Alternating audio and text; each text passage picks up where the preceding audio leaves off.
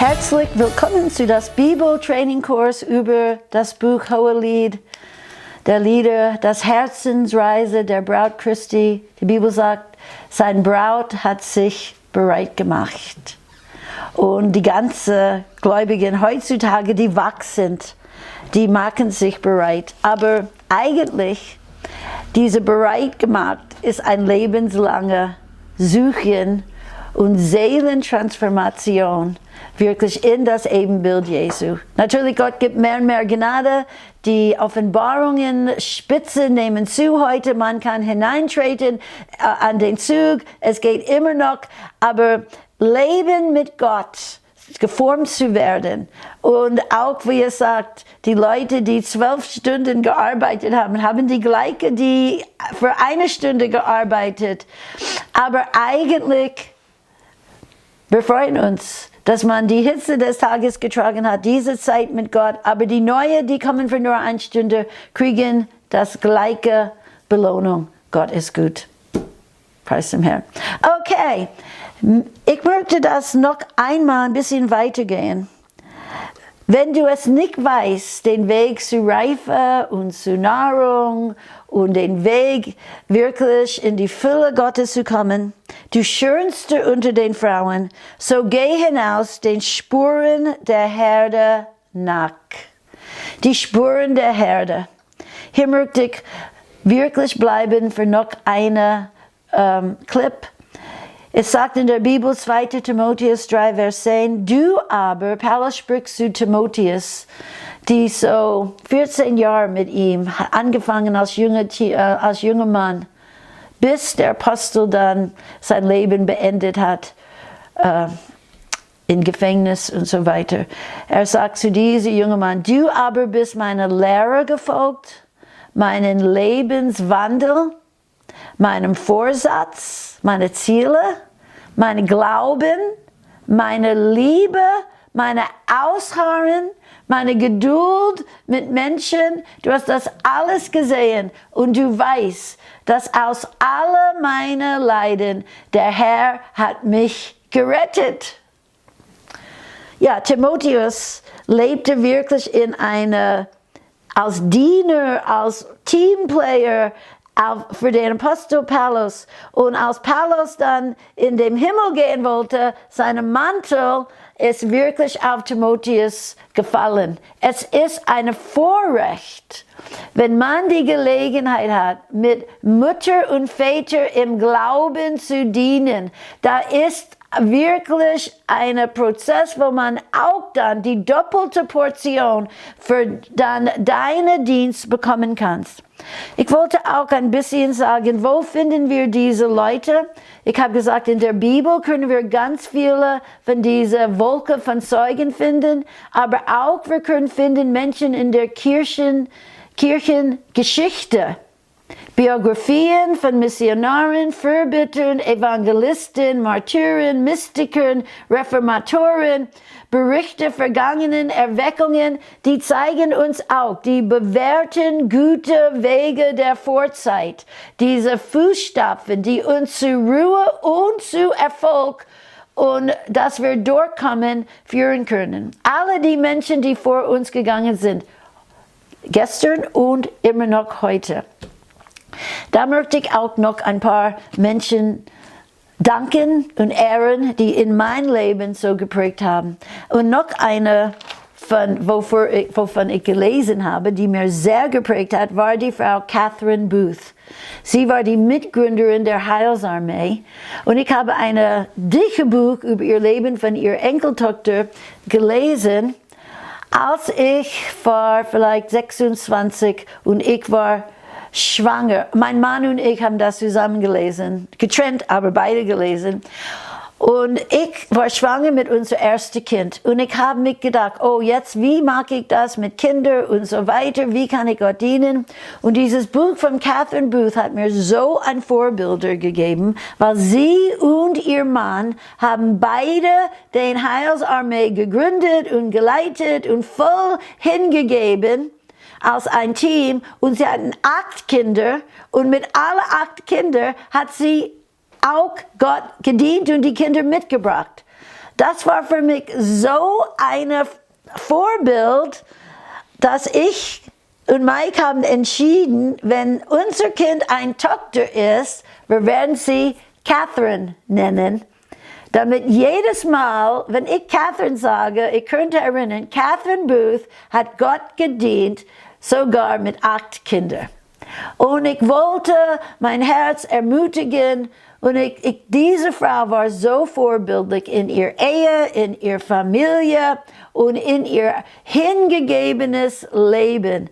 Das hat mich ein Fußstapfen gezeigt und mich ermutigt, wirklich in dem Dienst mit den Kindern hinzubringen und wirklich zu bleiben.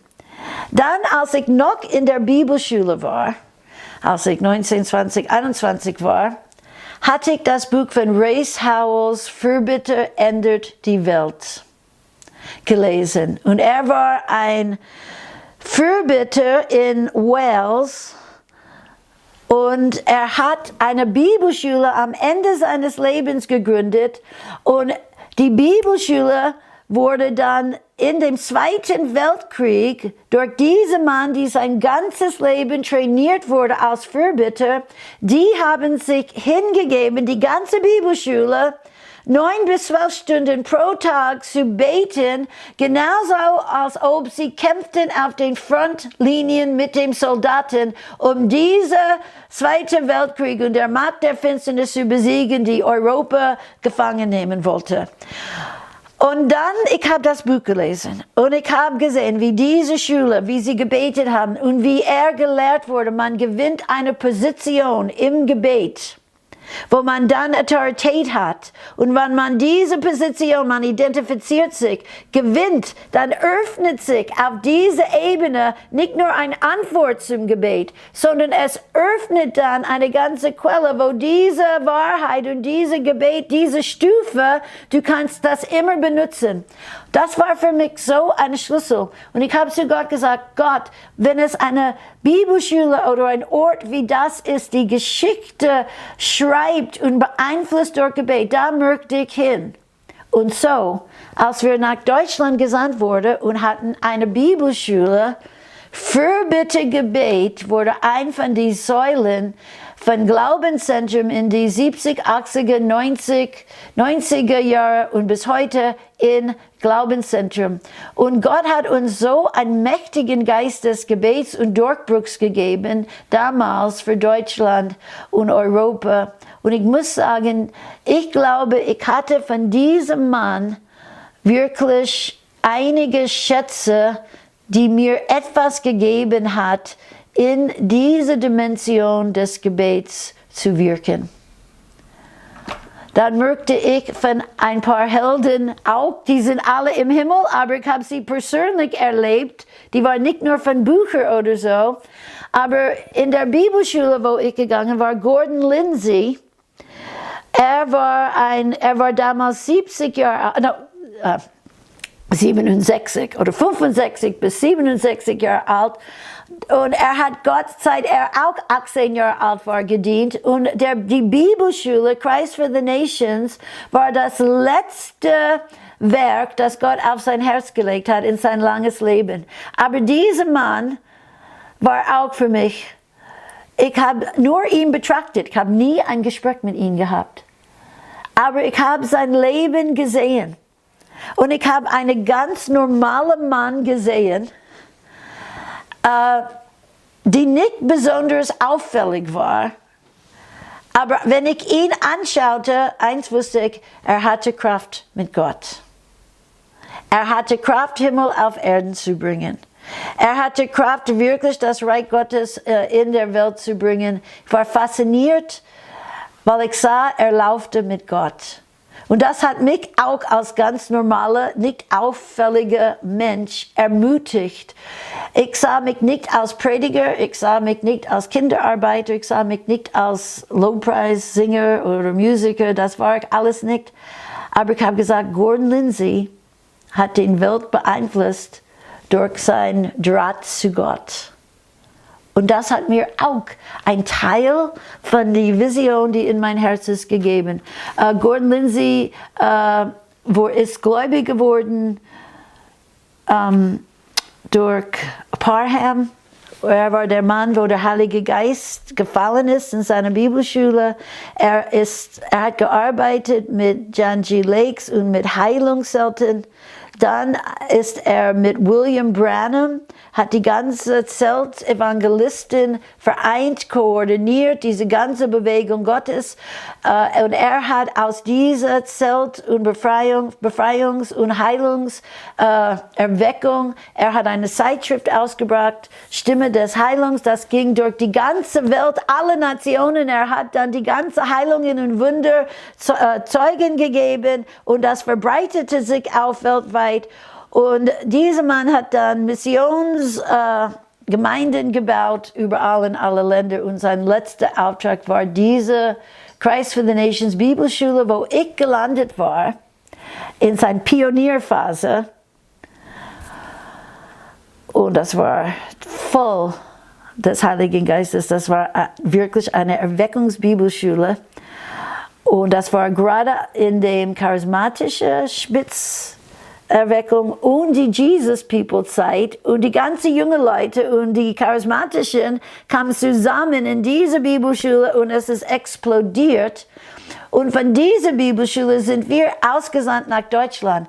So, ich nehme das, dass meine Wurzel, meine geistliche Wurzel, sie sind in Erweckungsgeschichten bis Azusa Street und sogar vor Azusa Street gegangen sind. Und das ist für mich eine Ehre, aber auch eine Verantwortung, wo ich glaube, ich habe Salbungen und Berufungen und Brunnen geschmeckt. Und ich habe von so vielen Menschen, die in Erweckung geprägt waren, Judson Cornwall, wenn er ein Begriff ist zu euch, er war auch ein Bibellehrer, kam immer nach Glaubenszentrum.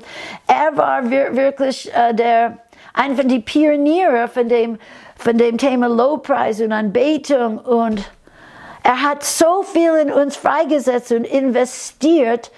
Ich weiß, ich träge in mir Samen, Salbungen, ja, von Generationen. Und deswegen, ich würde nie einen Mensch auf eine Podest oder ein Mensch, ich bin nicht zu den Menschen gezogen, aber die Bibel sagt, wir sollen die Menschen, die uns das Wort Gottes gebracht haben, wir sollen sehen, das Ausgang ihres Lebens, was es gewirkt hat und ihre Glauben nachahmen. Denn Jesus Christus ist derselbe für uns heute, wie er war für die Menschen gestern und wie er in Ewigkeit ist. So diese Wolke von Zeugen, diese Menschen, wo wir gementort werden heute, diese sichtbare Fleisch- und Blut-Menschen, die alle Schwierigkeiten hatten, genau wie wir, können uns anspornen, können uns zeigen, den Weg in den Reife, dran zu bleiben, in Vergebung zu bleiben, Schritt für Schritt immer Neues zu wagen mit Gott. Ich bin ewig dankbar für diese Leute. Und ich weiß, dass ich stehe heute hier. Ein Grund, warum ich noch hier stehe und warum ich das mit euch sagen möchte, ist, weil ich habe so viel empfangen. Und die Bibel sagt, umsonst habt ihr empfangen. Und ich möchte auch ein Zeugen sein, was Gott in der Welt, vielleicht du bist jung, du bist am Anfang. Ich möchte Mut machen, ich möchte dich stärken und ich möchte dich auch ein Impartation von was ich von so vielen Männern und Frauen empfangen habe. Und für diese Menschen bin ich wirklich dankbar. Und ich finde das ein Schlüssel zu deinem eigenen Erfolg. Verbinde dich mit der vergangenen Geschichte und strecke dich aus, lebe in deiner Welt und gebe es weiter zu die nächste Generation. Wir haben sehr viel zu geben, weil wir sind Leute, die sehr viel empfangen haben.